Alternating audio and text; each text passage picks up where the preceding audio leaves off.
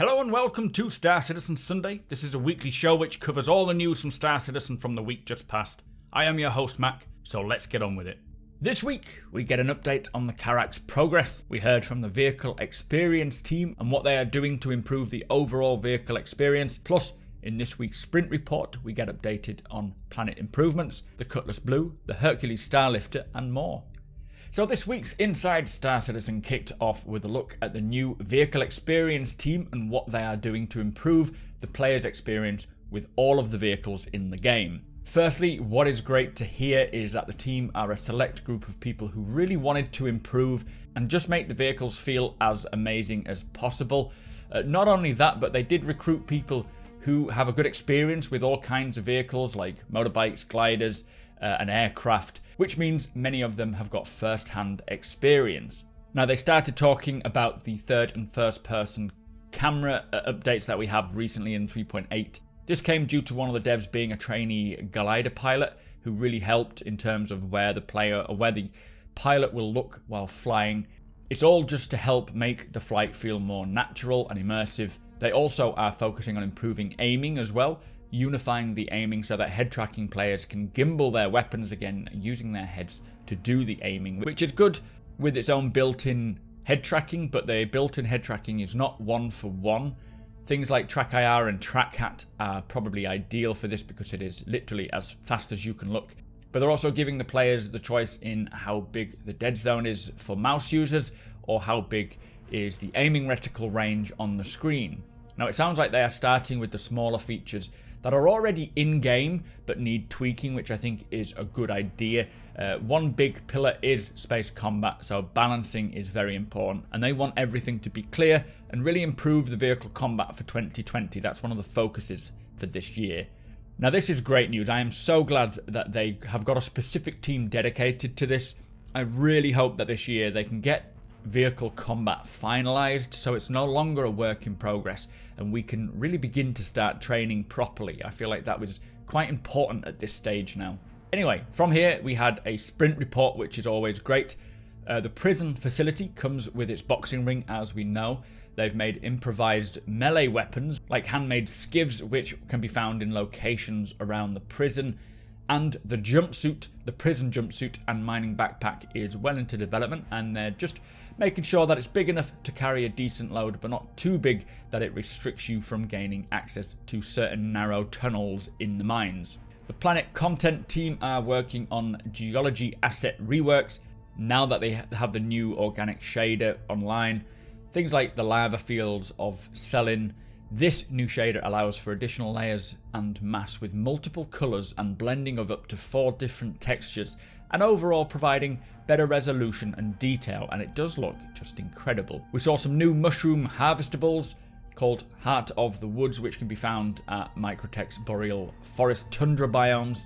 The visual effects team explored potential for upcoming visual features for Microtech's Landing Zone's new Babbage. They also did visual cues for mining consumables, which allow players to buff or debuff various aspects of ship mining. You'll hear more about this in an upcoming leaks video. And they're exploring the re-entry effects using signed distance fields. All of this is very early work, so it won't be coming in 3.9, so it will look a lot better when it's ready, but this is impressive stuff. The Cutlass Blue is now being created. It is in the whitebox phase, but it is further along than most ships, as the Cutlass Red has already been completed, so it's very similar to just using those assets. Also, the whitebox work is underway for prison pods. Do check out my prison mission leaked video for more information here. The Anvil Carrack is in final art. We got to see some new images. Final art is not usually the last part of the pipeline, but the team has already completed much of the level of details, the lighting, the damage states, so they are way ahead and should release very, very soon. Again, check out my latest Carrack update video of all the most recently released information. It also covers what was said in Star Citizen Live, so I will link that below for you all. Finally, we also got to see the very, very early whitebox layouts for the Crusader Industries Hercules Starlifter. This phase is there to establish the metrics and ensure that the interior and exterior is correct.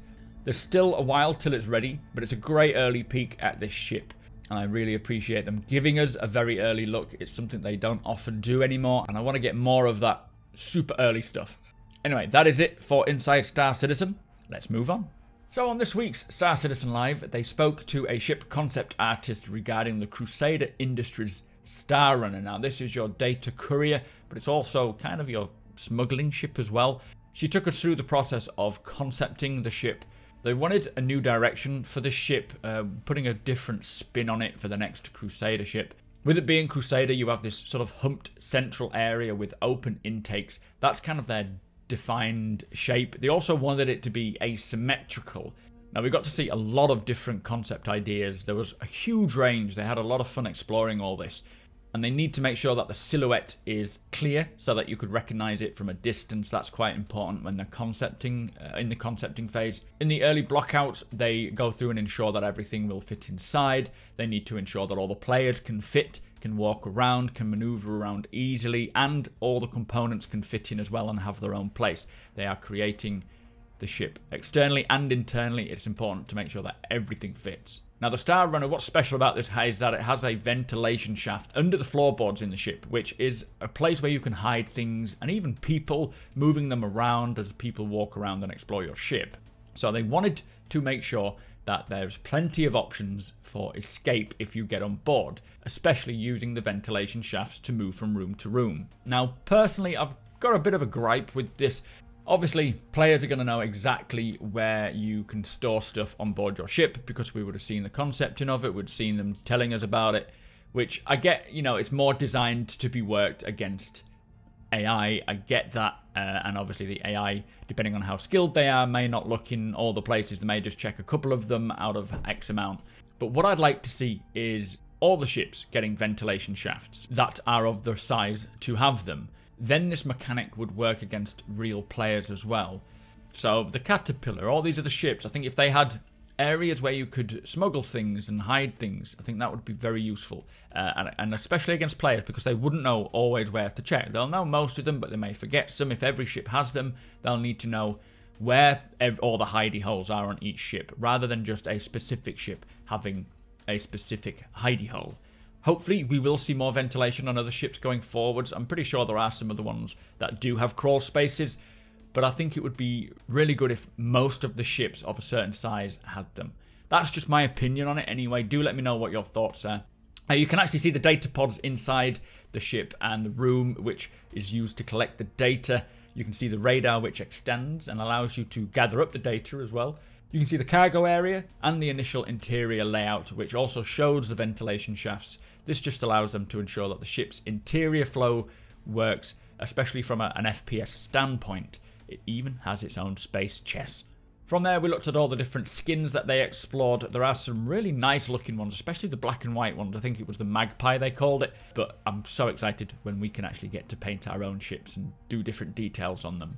But anyway, that was what goes into concepting the ship for Star Citizen. A great insight and a lot of work, as you can see, but they have got it down to a fine art now. It was mentioned that next week's Inside Star Citizen will be part 2 of Microtech's Moons, so it should be interesting to see how they're coming along. They did speak about the Carrack for the last 10 minutes, but as I say, I have put this in a separate video covering all the news, all the information we heard, and all the latest images that were released for subscribers. So if you are interested in the Carrack, check the link below and go and check that out. So also this week we had a new pillar talk which was focused on what is coming in 2020. So there's nothing really new was said. It's still mostly persistence, server meshing and that sort of stuff. But we did get some little snippets which I will formulate into a separate video. So do keep your eyes open for that. One of those subjects was on mining, and I have put a video out on how mining will be improved this year, so if you do want to check that out, I'll link it below in the description. Talking of persistence, they are currently testing long-term persistence in the 3.8.2 build, which is very exciting.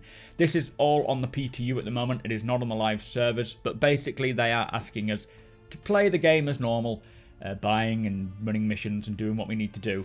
And then when they perform a wipe, we need to keep a check on our purchased ships, components and FPS items, as well as our UEC balance, to see if they persist after the wipe.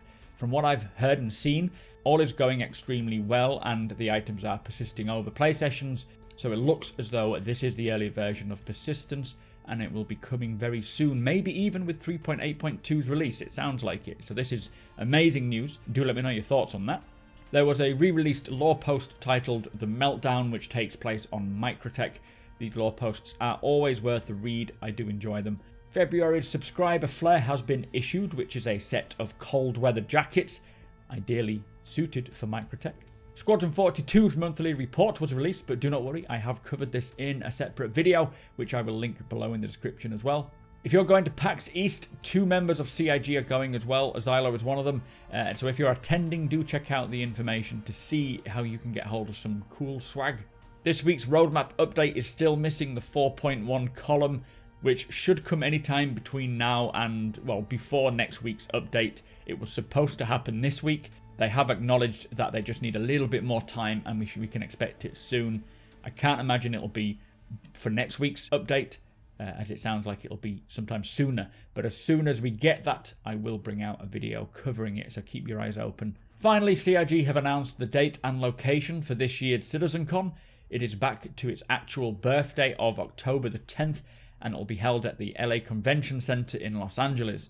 So be sure to save the dates for this. I fully intend to be there, and I'm getting very excited. So that brings us to the end of the show. Thank you so much for watching.